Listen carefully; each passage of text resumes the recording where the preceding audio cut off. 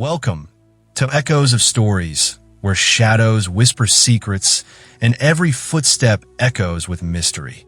Today, we begin a journey into the heart of one of Sherlock Holmes's most puzzling adventures, a tale of hidden treasure, betrayal, and a secret buried for years.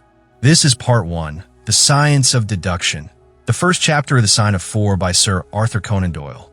Every day, a new chapter will unfold. So stay with us as the clues gather, the danger rises, and the greatest detective in literature sets his mind to work. If you're new here, thank you for joining us. We bring you the finest detective tales from the golden age of mystery. If you love stories that twist the mind and chill the spine, you're in the right place. So don't forget to follow our channel, leave a like, and share this journey with others who enjoy classic mysteries. This is The Sign of Four, Part 1. The Science of Deduction. Sherlock Holmes reached for his bottle from the corner of the mantel and took out his hypodermic syringe from its leather case. His long, pale, and restless fingers carefully adjusted the fine needle before rolling back the cuff of his left shirt sleeve. For a few moments, he gazed thoughtfully at his muscular forearm, scarred with countless puncture marks. Then, with a calm motion, he drove the needle into his skin, pressed the tiny plunger, and sank into the velvet-lined chair with a sigh of deep satisfaction. I had seen him do this 3 times a day for months, yet I could never get used to it. Instead of becoming numb to the sight, my discomfort grew stronger each day. My conscience nagged me each night for not speaking up.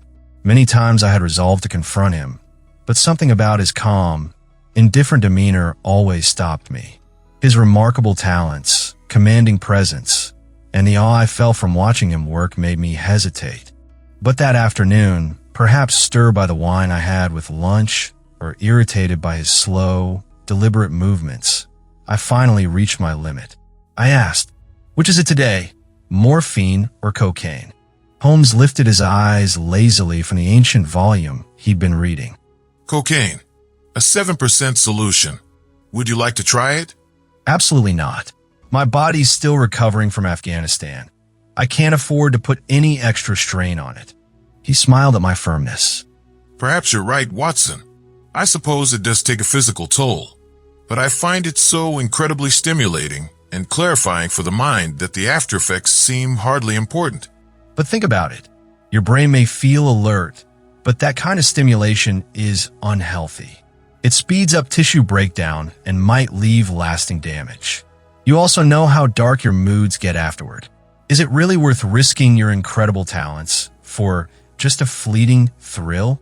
I'm speaking not just as your friend, but as a doctor who feels partly responsible for your health. To my surprise, Holmes wasn't offended. Instead, he brought his fingertips together and leaned into his chair as if ready for a thoughtful discussion. My mind rebels at stagnation. I need problems, work, the most complex puzzles or codes. That's when I feel alive. When I have a case, I don't need stimulants. But I can't stand the dull routine of daily life.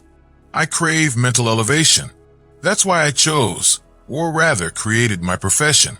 I am the only one of my kind. The only unofficial detective? The only unofficial consulting detective. I'm the final resort when Scotland Yard fails, which, frankly, is most of the time. Gregson, Lestrade, Athelney-Jones, they bring their problems to me. I analyze the data and give my expert opinion. I don't care about recognition. My name's never in the papers. Solving the case, using my mind, that's the real reward. You've seen how I work. Remember Jefferson Hope? Absolutely. I was amazed. I even wrote a small piece on it, called A Study in Scarlet. Holmes frowned and shook his head. I glanced through it, and honestly, Watson, I can't praise it. Detection should be treated like a science, precise and emotionless. You added romance, which is as out of place as a love story and a math theorem. But the romance was part of the case. I couldn't just leave it out. Some facts should be left out, or at least balanced properly. The only thing that mattered in that case was the analytical reasoning that solved it. His criticism stung, especially since I had written that piece for his approval. I also felt a touch of irritation at his ego, as if every line should have been devoted to praising him. Over the years, I had noticed that behind his calm, instructive manner lay a quiet vanity. I said nothing. I just sat there, rubbing my aching leg, wounded long ago by a Jezal bullet, a painful reminder that still throbbed whenever the weather changed. My work is reaching the continent now. Just last week, Francois Louvillard from the French detective force consulted me. He has good instincts, but lacks the broader knowledge needed for high-level work. It was a case involving a will. I pointed him to two similar cases, one in Riga, 1857, and one in St. Louis, 1871, that gave him the breakthrough. Here's the letter he sent me this morning. Holmes tossed over a crumpled sheet of paper. I skimmed it, filled with exclamation points and words like magnifique and coup de maître. The admiration was clear. I said, "He speaks to you like a student to a master." He flatters me too much. He's quite talented. He has 2 out of the 3 qualities for a great detective, observation and deduction. What he lacks is knowledge, but that can be gained over time. He's even translating my papers into French. Your papers? Didn't you know?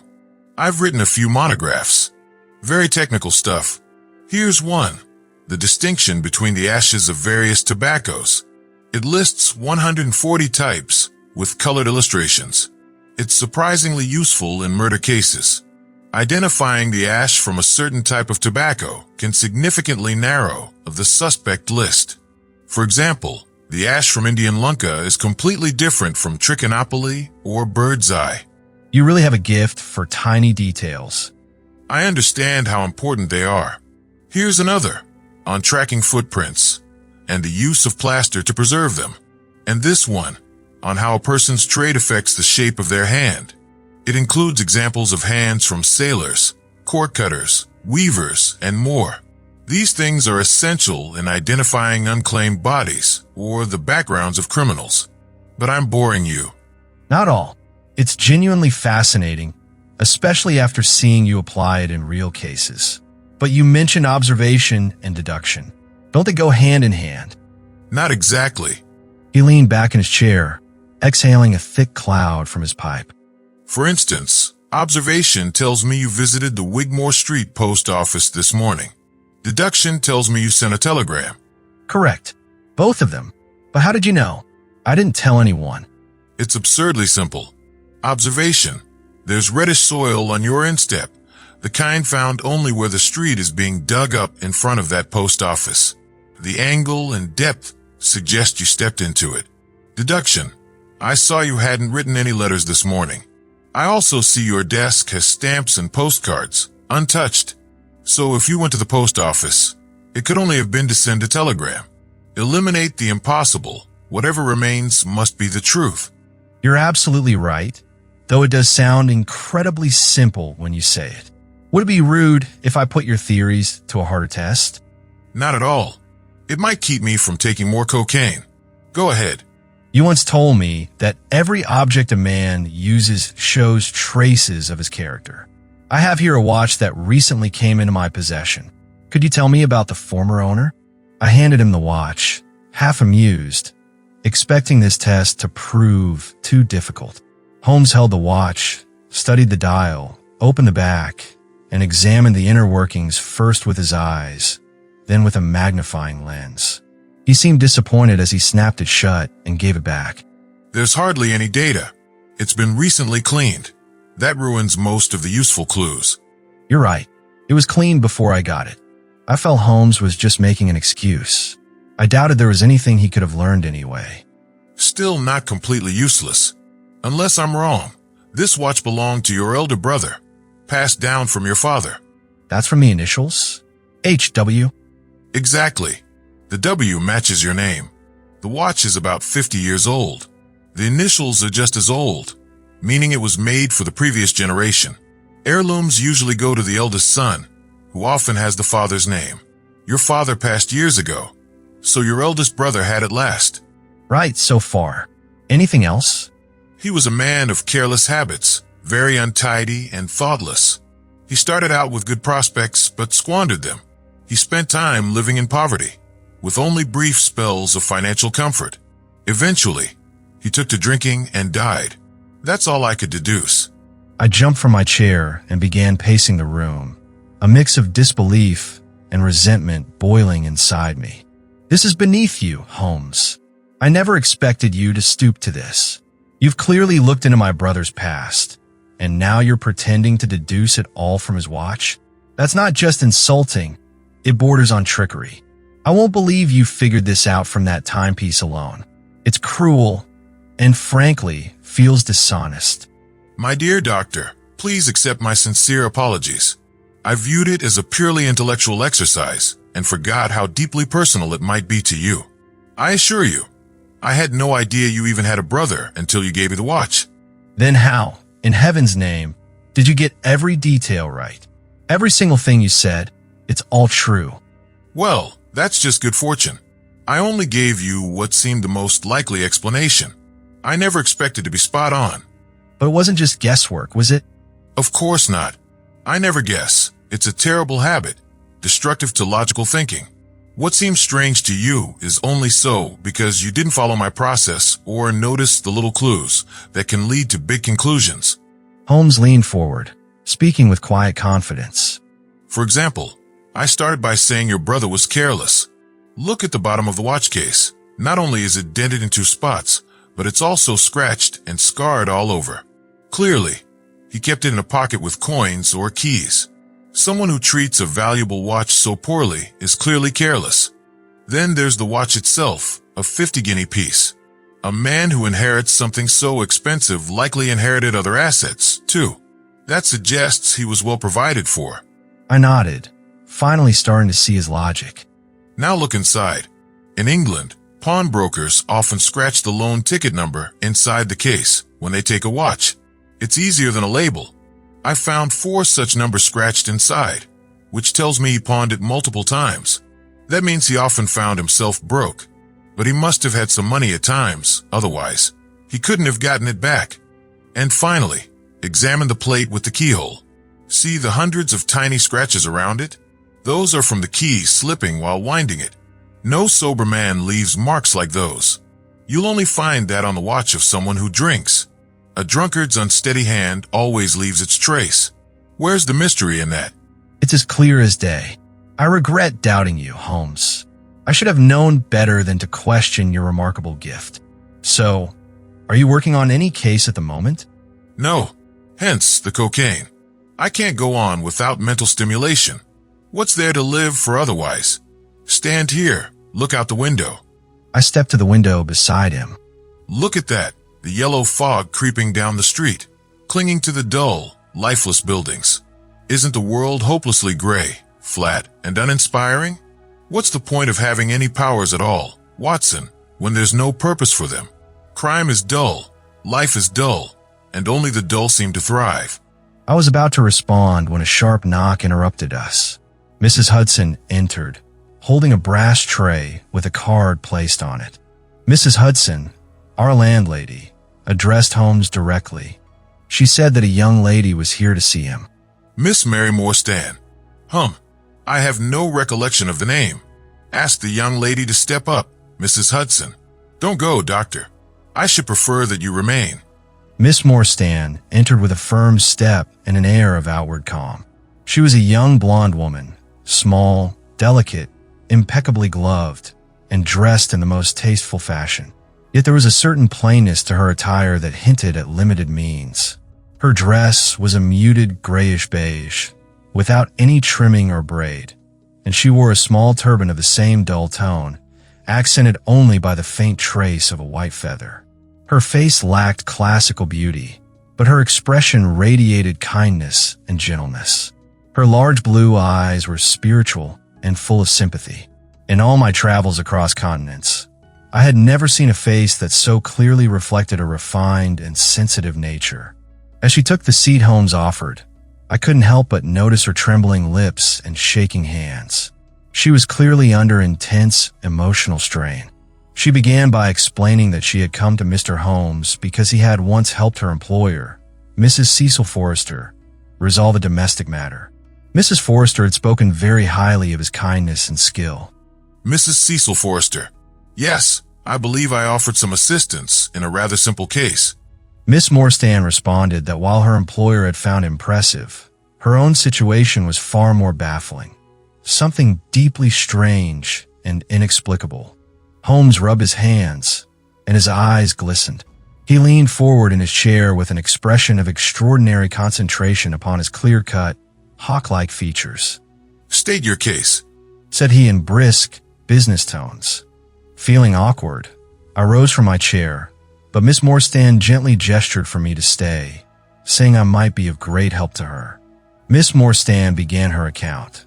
Her father, a captain in an Indian regiment, had sent her home as a child after her mother's death. With no relatives in England, she had been placed in a boarding school in Edinburgh until she turned 17. In 1878, her father, then senior captain, returned home on a year's leave. He sent a kind, loving telegram from London, asking her to meet him at the Langham Hotel. But when she arrived, she learned he had gone out the night before and never returned.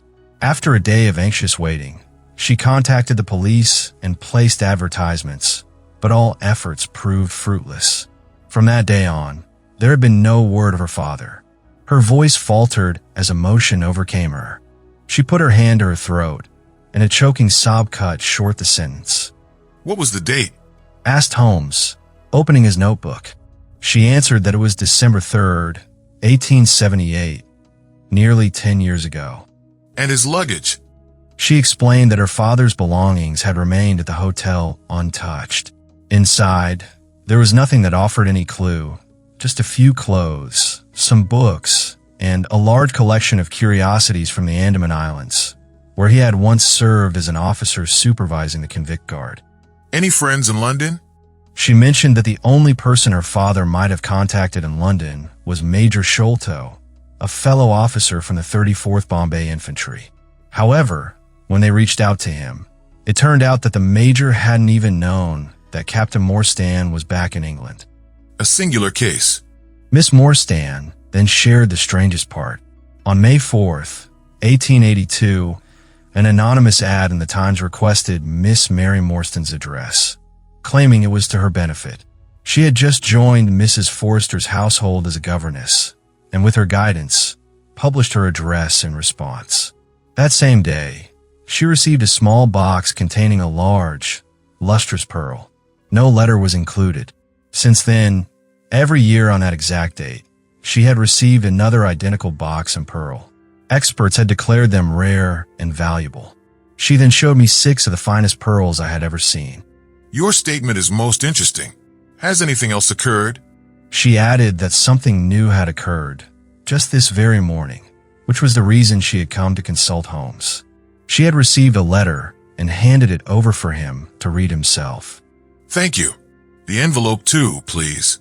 London SW postmark, July 7th. Thumbprint, likely the postman. High-quality paper, expensive stationery. No return address. Let's see. Be at the 3rd pillar from the left outside the Lyceum Theater tonight at 7 o'clock. If you are distrustful, bring 2 friends. You are a wronged woman and shall have justice. Do not bring the police. If you do, all will be in vain. Your unknown friend. Well now, this is a charming little puzzle. What do you intend to do? Miss Morstan admitted she came to ask Holmes that very question. Then we shall certainly go. You and I. And yes, Watson will join us. The note says, bring 2 friends. He and I have worked together before.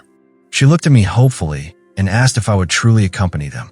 I said fervently, I will be honored. It would be my privilege to assist. She expressed heartfelt thanks, explaining that she had lived a quiet life and had no one else to turn to. She asked if 6 o'clock would be suitable. You mustn't be late. One more thing. Does the handwriting on this letter match that on the boxes? She pulled out several paper slips with the box addresses. Holmes studied them carefully. You're a model client, well prepared. These are disguised hands, except for this letter.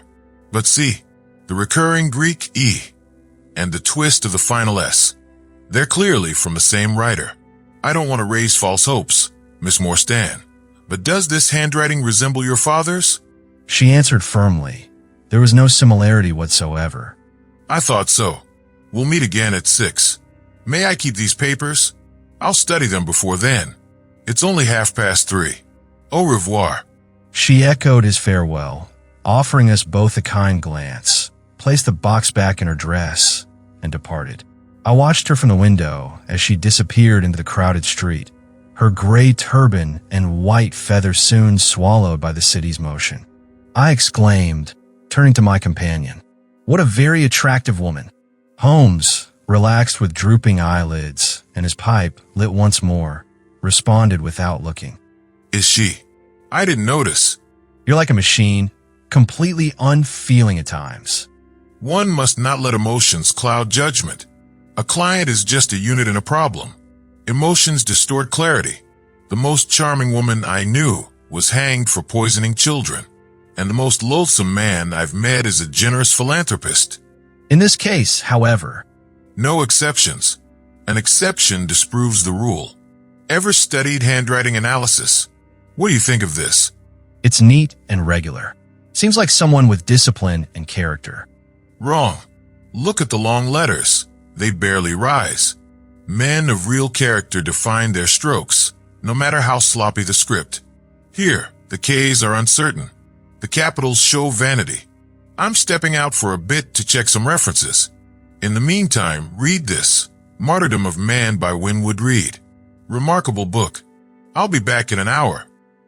I sat in the window with the volume in my hand, but my thoughts were far from the daring speculations of the writer. My mind ran upon our late visitor, her smiles, the deep, rich tones of her voice, the strange mystery which overhung her life. If she were 17 at the time of her father's disappearance, she must be 27 now, a sweet age, when youth has lost its self-consciousness and become a little sobered by experience. So I sat and mused, until such dangerous thoughts came into my head that I hurried away to my desk and plunged furiously into the latest treatise upon pathology. What was I? A former army surgeon with a limp and an empty bank account. She was just a client, a unit, nothing more. Better to face the truth than chase phantoms of fancy. It was 5:30 before Holmes returned. He looked bright, eager, and in excellent spirits, a mood which, in his case, often alternated with bouts of deep depression. There's no great mystery in this matter. He said, taking the cup of tea I had poured for him. The facts appear to admit of only one explanation. What? You've solved it already? Well, that would be too much to say. I've discovered a suggestive fact, that's all. But it's very suggestive. The details are still to be added. I've just found, while checking the back issues of the Times, that Major Sholto, of Upper Norwood, formerly of the 34th Bombay Infantry, died on the 28th of April, 1882. I may be very slow, Holmes, but I fail to see what this suggests. No, you surprise me. Then look at it this way. Captain Morstan disappears. The only person in London he could have visited is Major Sholto. Sholto denies even knowing that he was in town. For years later, Sholto dies. Within a week of his death, Captain Morstan's daughter receives a valuable present, which continues every year, and now culminates in a letter describing her as a wronged woman.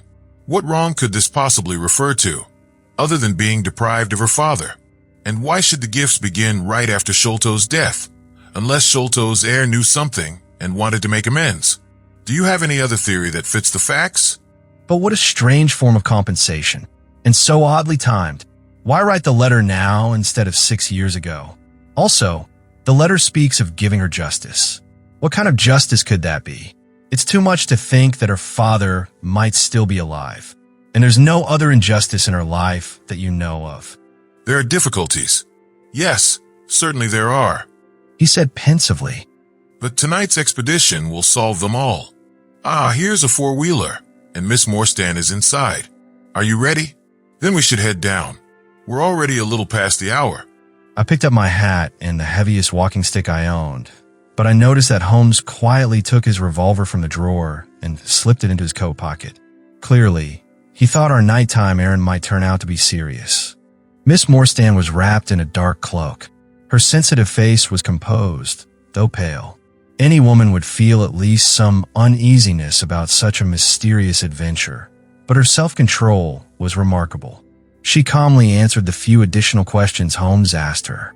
Miss Morstan explained that Major Sholto had been a close friend of her father.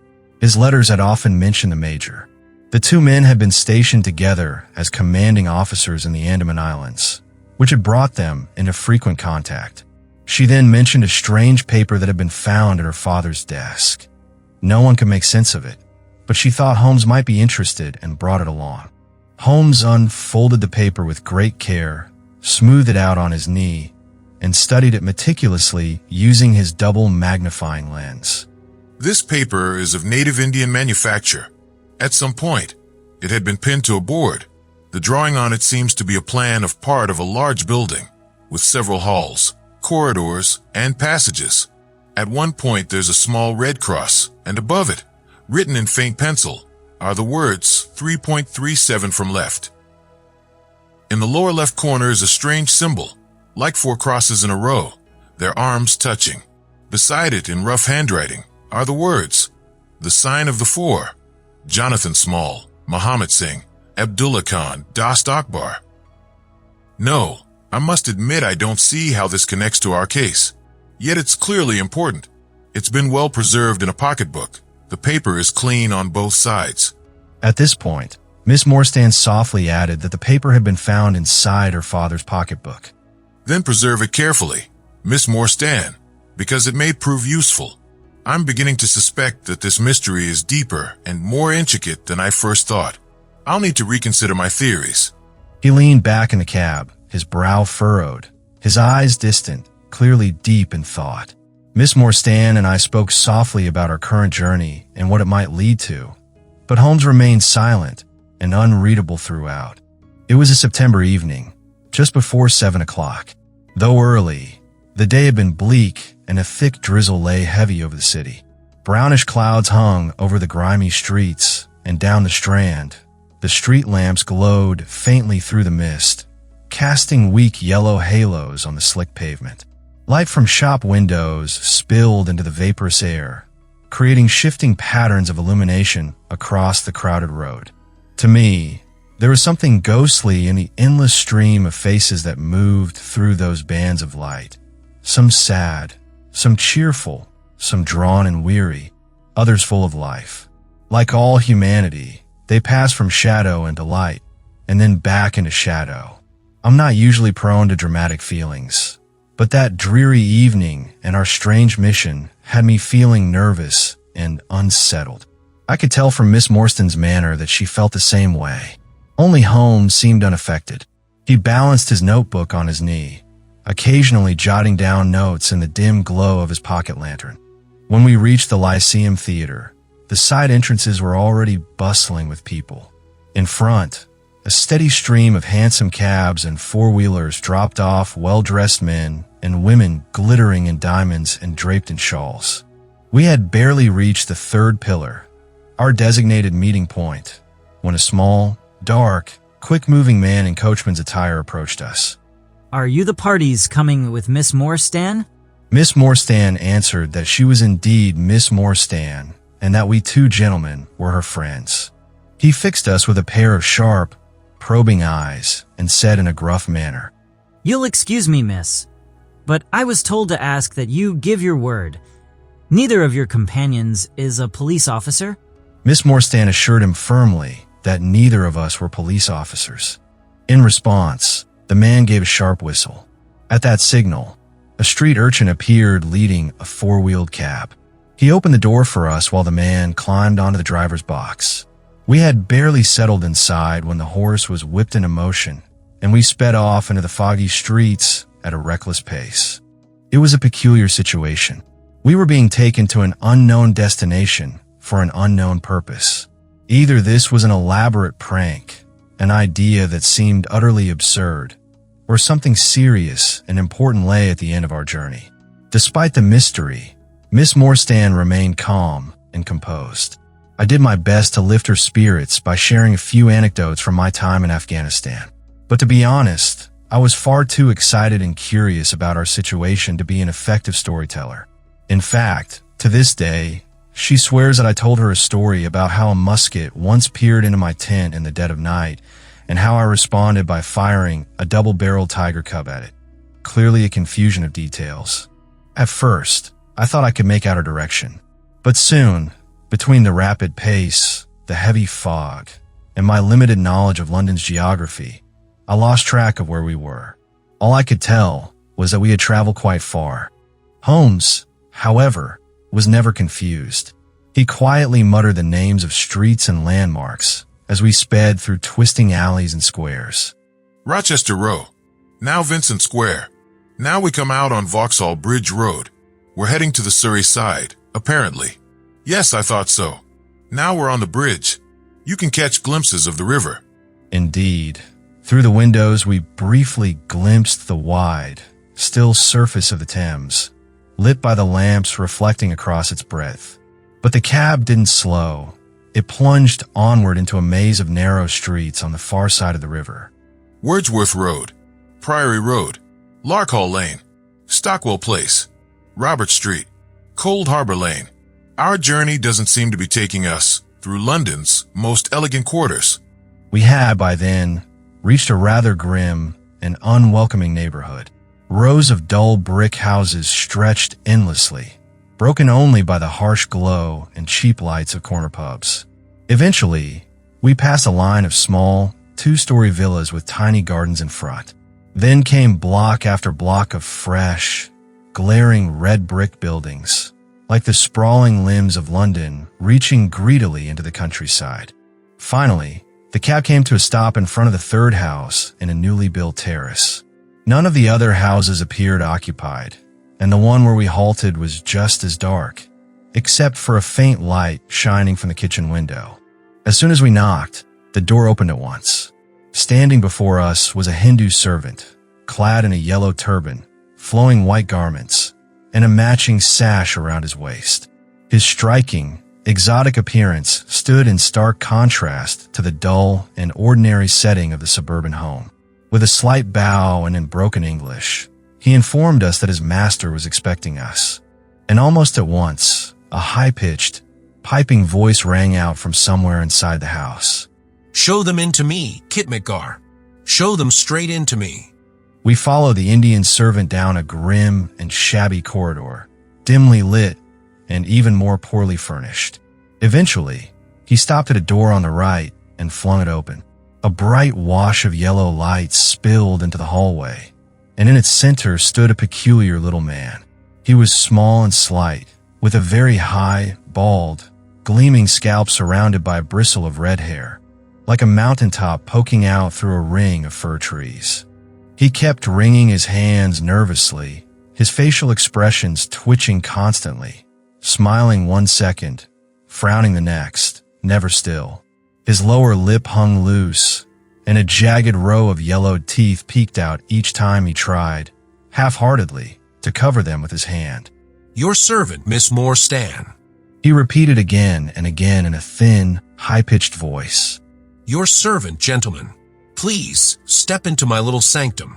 It's a small place, miss, but decorated to suit my own taste. An oasis of art in the howling desert of South London." We were taken aback by the apartment he led us into. Within such a dreary house, the room felt like a flawless diamond set in tarnished brass. The walls were draped in rich, glossy curtains and tapestries, occasionally pulled aside to reveal expensive-looking paintings or Eastern vases. The carpet beneath our feet was a deep amber and black, so thick and soft that it felt like walking on moss. 2 large tiger skins lay across it, adding to the air of Eastern opulence, as did a massive hookah resting on a woven mat in the corner. From the ceiling, a lamp shaped like a silver dove hung delicately from a nearly invisible golden wire, filling the room with a subtle, fragrant aroma as it burned. "Mr. Thaddeus Sholto. That is my name. You're Miss Morstan, of course. And these gentlemen?" Miss Morstan introduced Holmes and me, identifying me as a doctor. "A doctor, eh? Do you have your stethoscope with you? Would you be so kind, might I trouble you? I have grave concerns about my mitral valve. The aortic valve, I trust, but I would greatly value your professional opinion on the mitral." At his request, I examined his heart but could detect nothing out of the ordinary, aside from a state of nervous tension so intense that he trembled from head to toe. I said, "It appears to be normal. You have no cause for uneasiness." You must forgive my anxiety, Miss Morstan. I'm a great sufferer, and I've long suspected something wrong with that valve. I'm relieved to hear it's nothing. If your father, Miss Morstan, hadn't strained his own heart, he might still be alive. I burned with anger at the man's casual and insensitive reference to such a painful subject. Miss Morstan sat down silently, her face pale to the lips. In a low voice, she admitted that, deep down, she had always known her father was dead. I can give you every detail, and more than that, I can give you justice. And I will, no matter what Brother Bartholomew thinks. I'm truly glad your friends are here, not only as your escort, but also as witnesses to everything I am about to share. The three of us together can stand up to Bartholomew. But let's keep outsiders out of this. No police or officials. We can resolve everything among ourselves without interference. Nothing would upset Brother Bartholomew more than unwanted attention. With that, he lowered himself onto a small settee and looked at us expectantly with his watery, pale blue eyes. For my part, whatever you may choose to say will go no further. I nodded to show my agreement. That as well. May I offer you a glass of Chianti, Miss Morstan? Or perhaps Tokay? I keep no other wines. Shall I open a flask? No. Well then, I hope you won't mind the fragrance of Eastern tobacco. I'm rather nervous, and I find the hookah very soothing. He lit the bowl, and the smoke bubbled cheerfully through rosewater. The three of us sat in a semicircle, leaning forward with our chins in our hands, as he puffed nervously at the pipe. When I first decided to reach out, I could have simply given you my address. But I feared you might bring someone inappropriate. So I arranged the meeting so my servant, Williams, could assess you first. He had full discretion to cancel everything if he wasn't satisfied. You'll understand, I'm a man of refined tastes. Nothing offends my aesthetic more than a policeman. I avoid rough society and live surrounded by elegance. I'm a modest patron of the arts. That landscape there is a Corot, though a critic might doubt the Solvatore Rosa, but the Bouguereau is authentic. I favor the modern French school. Miss Morstan, keeping calm, reminded him that she had come only to hear the important information he had promised. She noted it was already quite late and asked that he come to the point. It must take some time, I'm afraid, since we must visit Norwood and speak with my brother Bartholomew. He's furious with me for doing what I believe is right. We had harsh words last night. He's quite terrifying when angry. I suggested that, if Norwood was necessary, perhaps we should head there at once. He laughed until his ears were quite red. Oh no, that wouldn't do. I don't know how he'd react to such a sudden visit. No, I must explain how we all fit into this first. Some parts of the story I don't know myself, but I will tell you all that I do. My father, Major John Sholto, formerly of the Indian Army, retired about 11 years ago and settled at Pondicherry Lodge in Upper Norwood. He had done well in India and brought home a good fortune, many rare curiosities, and native servants. He bought a home and lived in luxury. I have a twin brother, Bartholomew. We were his only children. I remember the buzz around Captain Morstan's disappearance. We followed the case in the papers and discussed it freely with our father, never imagining that he knew the full truth, that he alone knew what had happened to Arthur Morstan. But we didn't know he lived in fear.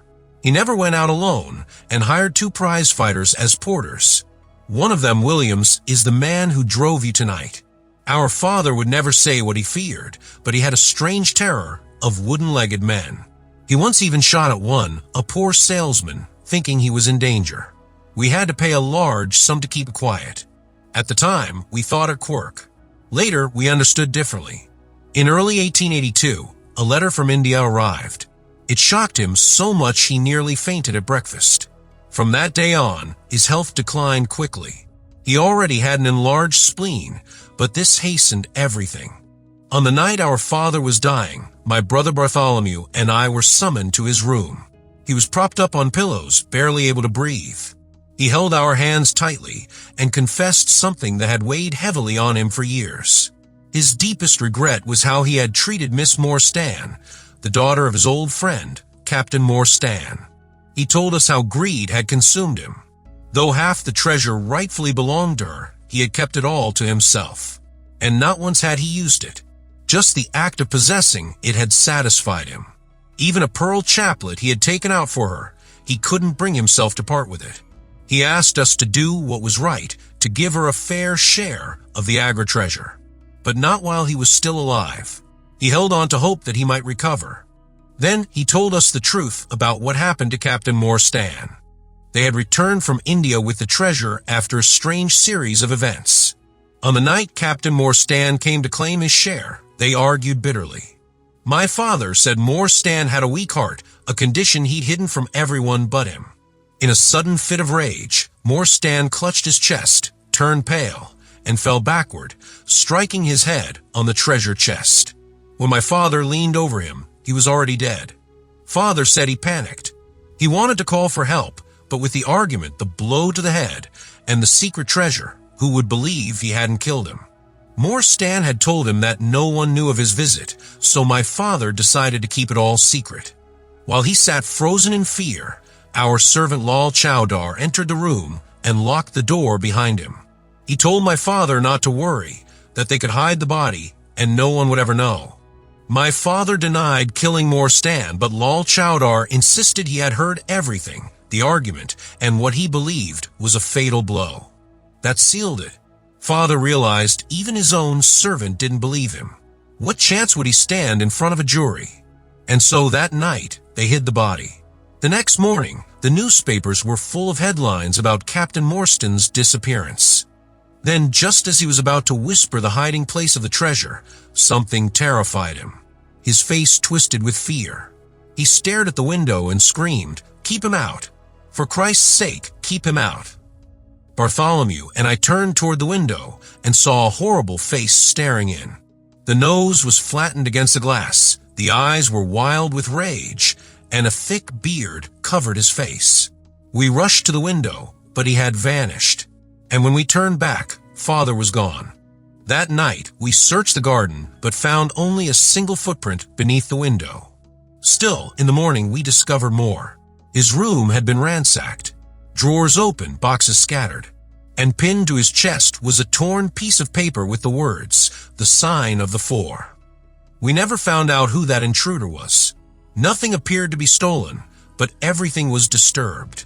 We always believed it had something to do with the fear that haunted our father in his final years.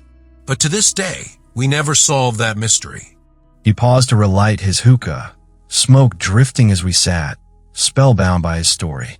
Miss Morstan had turned deathly pale, and I feared she might faint. Quietly, I poured a glass of water from a Venetian carafe and handed it to her. She recovered quickly. Sherlock Holmes leaned back, his eyes gleaming beneath half-closed lids. Earlier that day, he had complained of the dullness of life. Now, he faced a puzzle worthy of his brilliance. Thaddeus Sholto looked at us proudly, clearly pleased by the effect of his tale. My brother and I became obsessed with the treasure after that. We dug up the whole garden for months, but found nothing. It haunted us. He'd been moments from revealing a location when he died. We knew it was something grand, judging from that chaplet. But Bartholomew didn't want to part with it. Like our father, he was a bit greedy. He feared giving it away would spark gossip and trouble. I had to push hard to get him to agree to send Miss Morstan a pearl now and then, just so she would never feel entirely abandoned. Miss Morstan sincerely appreciated Thaddeus's thoughtful act, calling it extremely kind. He, however, brushed it off modestly, saying that they had simply acted as her trustees. At least, that was his own view. His brother Bartholomew, however, didn't quite see it that way. Thaddeus insisted that they already had enough money and that it would have been an extremely poor taste to deny a young lady her rightful share. Quoting a French proverb, "Le mauvais goût mean no crime," he added that bad taste leads to crime. Their disagreement over this matter had become so sharp that Thaddeus had moved out of Pondicherry Lodge altogether. He had taken both the old Kit McGar and Williams with him to his new residence. But just the day before, he had learned of something significant. The treasure had finally been found. He had immediately written to Miss Morstan, and now only one thing remained: to go to Norwood and claim her rightful share. He had already spoken to Bartholomew about it the previous night, so although their arrival might not be welcomed, it would at least be expected. At that, Thaddeus fell silent, twitching slightly on his extravagant settee. We all sat quietly, each absorbed in thought about this dramatic turn in the mystery. It was Holmes who first rose to his feet. You've acted admirably from beginning to end. Perhaps we can offer you something in return by shedding light on what still remains hidden. But as Miss Morstan noted, it's late. Let's proceed without delay. Thaddeus nodded, calmly coiling the hose of his hookah and producing a long, ornate overcoat with an astrakhan collar and cuffs from behind a curtain. He buttoned it all the way up, despite the heavy heat of the night, and added a rabbit skin cap with ear flaps that nearly concealed his entire face. My health is delicate. I must live like a valetudinarian. Our cab was waiting outside, and clearly the route was already arranged, for the driver immediately set off at high speed. Thaddeus began to speak loudly, his voice cutting through the rumble of the carriage wheels. Bartholomew is a clever man. Do you know how he discovered the treasure? He had reason to believe it was hidden somewhere inside the house. So he meticulously measured every inch of space, calculated the total volume of the building, and found something strange. The total height of the house was 74 feet, but when he added the heights of all the rooms and floors, factoring in the ceiling gaps, he came up 4 feet short. So he suspected a hidden room near the roof. He broke through the lath and plaster ceiling of the highest room, and sure enough, there was a sealed attic that no one knew about. In the middle stood a treasure chest resting between 2 rafters. He lowered it through the hole, and now it lies safe in the house. According to his estimate, the jewels are worth at least £500,000. The sheer value of the treasure stunned us. Miss Morstan, if she received her rightful share, would no longer be a poor governess, but perhaps the wealthiest heiress in England. As a loyal friend, I should have rejoiced, but I'm ashamed to admit, I felt a deep and selfish heaviness in my heart. My congratulations stumbled out awkwardly. I sat in silence, weighed down, barely hearing Thaddeus's rambling talk about his health. He described one bizarre symptom after another, pulling strange medicine bottles from a leather case in his pocket. Holmes would later tease me, claiming he heard me solemnly warn Thaddeus never to take more than 2 drops of castor oil and recommend strychnine in high doses as a sedative. Whether true or not, I was greatly relieved when the cab finally pulled up and the driver sprang down to open the door. This, Miss Morstan, is Pondicherry Lodge. He stepped out and extended a hand to help her down. It was close to 11 o'clock when we reached the final stop of our night's strange journey. The damp London fog was far behind us, and the night had turned reasonably pleasant. A warm breeze blew from the west, pushing heavy clouds slowly across the sky. Now and then, the half-moon peeked through, casting a dim but helpful glow. Still, Thaddeus Sholto took down one of the side lamps from the carriage to brighten our path. Pondicherry Lodge stood alone on its own land, surrounded by a high stone wall lined with sharp broken glass. A narrow, iron-clamped door was the only entrance. Thaddeus walked up and knocked with a sharp, rhythmic rapping, almost like a postman. Who is there? Is I, McMurdo. You surely know my knock by now. There was some mumbling, followed by the sound of keys clanking and grinding. The door creaked open, and a short, barrel-chested man stood in the entry. The yellow light from his lantern lit up his protruding face and small, suspicious eyes. That you, Mr. Thaddeus? But who are the others? I didn't get any orders from the master about them. No, McMurdo. That surprises me. I told my brother last night that I'd be bringing some friends. He hasn't left his room all day, Mr. Thaddeus, and I got no instructions. You know I have to follow the rules. I can let you in, but your friends must stay outside. This was an unexpected problem. Thaddeus looked around, clearly upset, and unsure what to do. This isn't fair, McMurdo.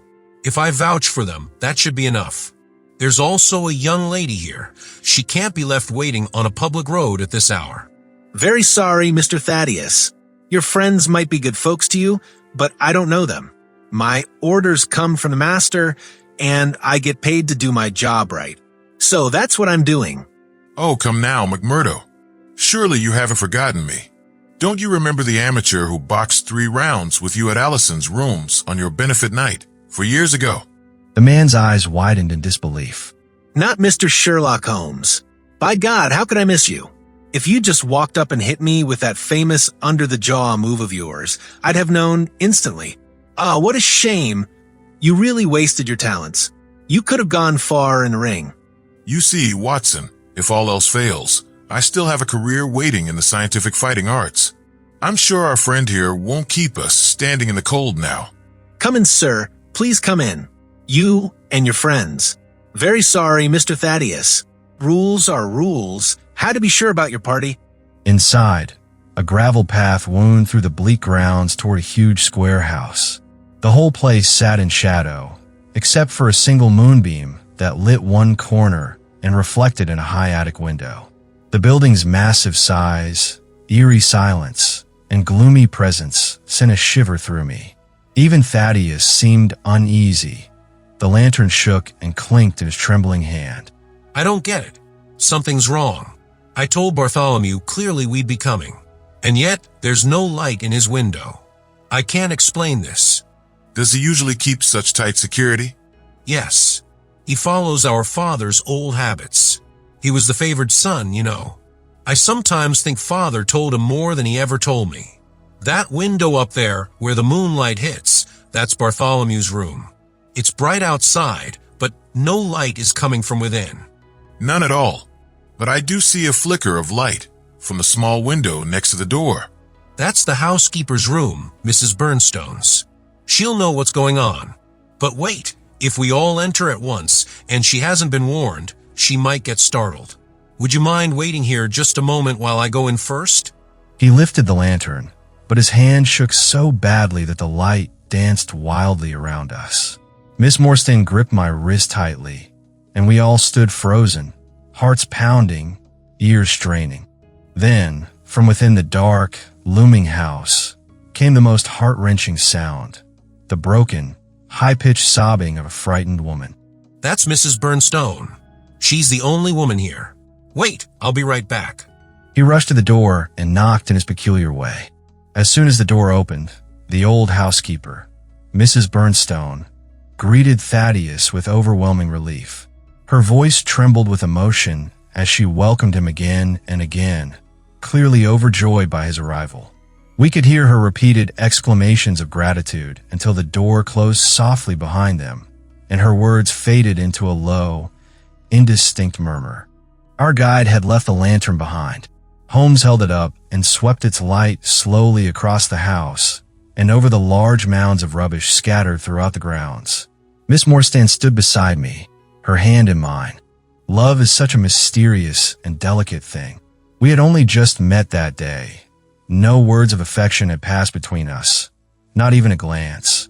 And yet, in this moment of fear and uncertainty, we instinctively reached for each other. I've often reflected on that moment. Back then, it felt completely natural. As she later told me, she too had felt drawn to me for comfort and protection. So we stood there, hand in hand like two children, and somehow found peace in our hearts, despite the darkness surrounding us. She looked around and remarked on how strange the place felt. I said, "It looks like every mole in England has been turned loose here. I once saw something like this near Ballarat, where gold prospectors had dug through the hillsides." And for the same reason, these are marks left by treasure hunters. Remember, they searched for 6 years. No wonder the grounds look like a gravel pit. Just then, the house door flew open and Thaddeus Sholto came running out. His hands were outstretched, his eyes wild with fear. Something's wrong with Bartholomew. I'm terrified. My nerves can't take this. He was almost weeping with fear, his pale face peeking out from his thick fur collar, contorted like a frightened child's. Come into the house. Holmes said sharply, his voice calm and commanding. Yes, please do. I really can't handle giving directions right now. We followed him into the housekeeper's room on the left side of the hallway. The old woman was pacing anxiously, her fingers twitching in panic. But when she saw Miss Morstan, a sense of calm came over her. With a sob, she cried out in relief, blessing the sight of Miss Morstan's serene face. She said it gave her comfort to see her and explained how terribly the day had affected her.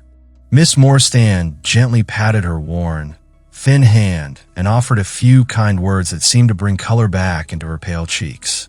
She told us the master had locked himself in and refused to answer all day. While it wasn't unusual for him to want privacy, about an hour ago she'd grown concerned. She had crept to his door and peeked through the keyhole, and what she saw alarmed her so much that she urged Mr. Thaddeus to go see for himself. In all her 10 years watching Mr. Bartholomew through joy and sorrow, she had never seen such a look on his face.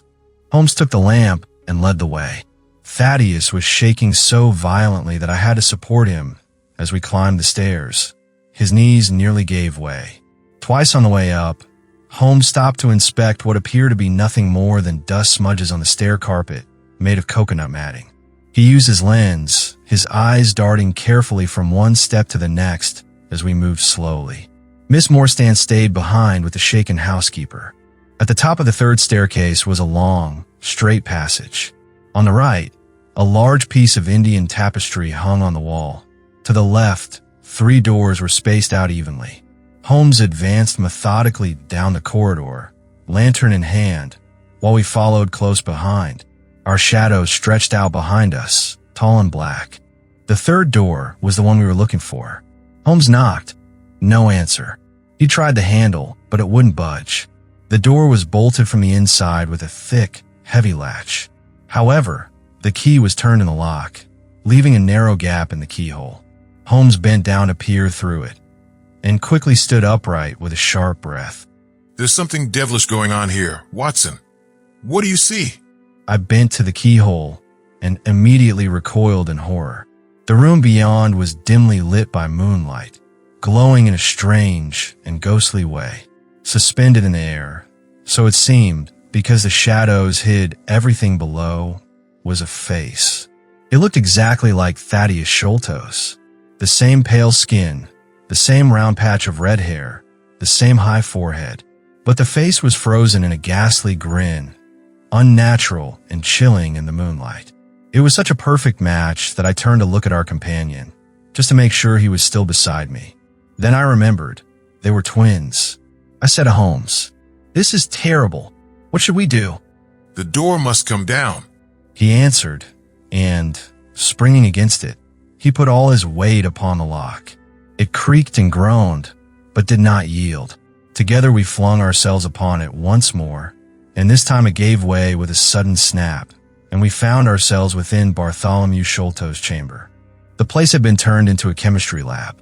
2 rows of glass stopper bottles lined the wall, and the work table was cluttered with test tubes, Bunsen burners, and glass retorts. Large containers of acid stood in wicker baskets in the corners. One had cracked or leaked, and a thick, dark liquid had spread across the floor. The air reeked of a strong, tar-like stench. In the center of the room, a wooden stepladder stood among bits of plaster and lath, leading to an open hole in the ceiling, large enough for a person to climb through. At its base lay a tangled coil of rope. Seated in a wooden armchair near the table, the master of the house slumped forward, his head resting awkwardly on his left shoulder. His face was twisted into that same horrible smile. His body was stiff and ice cold. He had been dead for hours. Not only his features, but even his limbs were distorted in an almost grotesque way. On the table near his hand lay a strange object, a heavy stick of dark wood with a hammer-like stone head, tied roughly with coarse twine. Beside it was a torn piece of notepaper with a few hastily scribbled words. Holmes glanced at it, then silently handed it to me. You see, Watson, he said, raising his eyebrows. By the lantern's light, I read the words written in a shaky hand. A chill ran through me, the sign of the 4. In God's name, what does it all mean? I asked Holmes, unable to process the dreadful scene before us. It means murder. He replied, bending over Bartholomew's lifeless body. I expected it. Look here. He pointed to a small, dark object protruding just above the dead man's ear. I said, "It looks like a thorn." It is a thorn. You can take it out, but be careful. It's poisoned. I gripped it gently between my fingers. It came out easily, barely leaving a mark. Just a tiny dot of blood marked the place where it had pierced the skin. I said, "This is all an insoluble mystery to me. It's only getting more confusing." Quite the opposite. It's getting clearer by the minute. I only need a few more missing pieces to complete the case. In all the shock of entering the room, we'd nearly forgotten about Thaddeus Sholto. He was still standing in the doorway, paralyzed with fear, wringing his hands and muttering to himself. Suddenly he cried, The treasure is gone. They've stolen it. That's the hole we used to lower it. I helped him do it. I was the last one to see him alive. I left him here last night, and I heard him lock the door after I went downstairs. What time was that? It was 10 o'clock. And now he's dead, and the police will come, and they'll think I did it. Oh yes, I know they will. But you don't think that, do you, gentlemen? You don't really believe I had anything to do with it, do you? Would I have brought you here if I had? Oh dear, I'm going to lose my mind. His arms flailed, his feet stamped on the floor, his body twisting with panic. You've got nothing to fear, Mr. Sholto. Holmes said gently, placing a hand on his trembling shoulder. My advice, go straight to the nearest police station and report everything. Offer your full cooperation. We'll stay here until you return. The little man nodded weakly and stumbled off in a daze. We listened as his footsteps echoed down the stairs into the dark. And with that, dear listener, we come to the end of the first part of the Sign of the Four. But the mystery is far from over. A lifeless body frozen in a grotesque smile. A vanished treasure that once sparked dreams of wealth, and now whispers of betrayal. A message scrawled in haste, the Sign of the Four. But who are the four? And how far are they willing to go to keep their secrets buried? What we've seen so far is only the surface. Beneath lies a tangled web of greed, revenge, and secrets carried across continents. From the dusty outposts of colonial India to the cold, fog-choked streets of London. Sherlock Holmes, with his razor-sharp mind and unshakable calm, has just begun to follow the scent. And as for poor Miss Morstan, what truths await her in the next chapter of this harrowing journey? Prepare yourself, for in part 2, the shadows will grow deeper, the clues stranger, and the danger far more real. A wild chase will begin, through docks, across rivers, and into the heart of darkness. But for now, we leave you at the edge of revelation. If this story has gripped your imagination, stirred your heart, or simply left you wondering what comes next, don't forget to like, share, and subscribe to Echoes of Stories. Tap the bell icon so you're the first to hear when part 2 drops. We promise it will be worth the wait. Until next time, stay curious, stay listening,